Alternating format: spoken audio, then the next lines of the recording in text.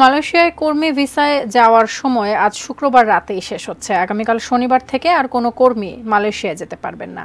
এ বিষয়ে জানতে শাহজালাল আন্তর্জাতিক বিমানবন্দর থেকে সরাসরি যুক্ত হব সাদিয়া ন্যান্সির সাথে। ন্যান্সি, বিস্তারিত আপনার কাছ থেকেই জানতে চাই।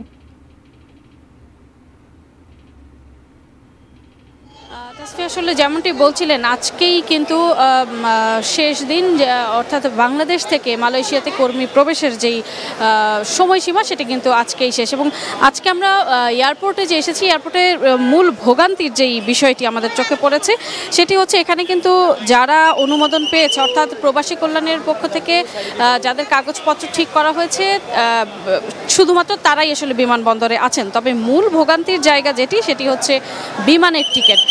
এখানে আসলে বেশিরভাগ যাত্রী গতকালকে রাতে এসেছেন। তারা বলছিলেন যে গতকালকে রাতে তাদের ফ্লাইট থাকার কথা, অর্থাৎ 12টা, 11:30, 12টা কিংবা 1টা, এই রাতের দিকের যেই ফ্লাইটগুলো ছিল সেই ফ্লাইটেই কিন্তু তাদের যাওয়ার কথা ছিল, কিন্তু তারা যেতে পারেননি। কারণ তাদেরকে আসলে যেই টিকিট দেওয়া হয়েছে সেই টিকিট তারা বলছেন যে ফলস, অর্থাৎ তাদের সাথে যারা চুক্তি করেছে তারা তাদেরকে বললেও তাদের জন্য বুকিং দেওয়া আছে এরকম একটা তথ্য দেওয়া হলেও বিমানবন্দরে এসে কিন্তু তারা যেতে পারেননি। এবং সকালের দিকের ফ্লাইটেও কিন্তু অনেক যাত্রী আমরা দেখেছি যারা এখন পর্যন্ত টিকিট পাননি।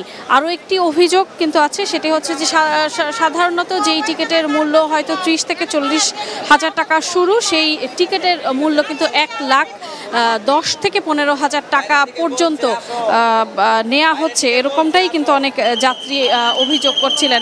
আপনি নিশ্চয়ই দেখতে পাচ্ছেন এখানে, নিশ্চয়ই আমার সহকর্মী দেখাচ্ছেন, যত যাত্রী দেখা যাচ্ছে তারা কিন্তু এখানে বেশিরভাগই মালয়েশিয়া যাওয়ার উদ্দেশ্যে কর্মী ভিসায় তারা আছেন। এবং এখানে বেশিরভাগই হয়তো কেউ লোন করে, ব্যাংক লোন করেছেন, হয়তো শেষ সম্বলটুকু তাদের জমি জমা বা নিজের যা ছিল সেটি বিক্রি করে হয়তো তারা জীবিকার জন্য বা প্রবাসে পাড়ি জমানোর চেষ্টা করছিলেন। কিন্তু এই যে ভোগান্তি এবং এই যে অনিশ্চয়তা, তারা কিন্তু আসলে জানেন না যে এই আজকে যদি তারা যেতে না পারেন, তারা এইটুকু জেনেছেন যে আজকে যদি তারা মালয়েশিয়া প্রবেশ করতে না পারেন, কালকে থেকে আর মালয়েশিয়া তারা প্রবেশ করতে পারবেন না। তবুও তারা শেষ পর্যন্ত কিন্তু এখানে অপেক্ষা করছেন যেন তাদের হাতে টিকিটটা আসে এবং শেষ পর্যন্ত তারা যেন মালয়েশিয়া যেতে পারেন।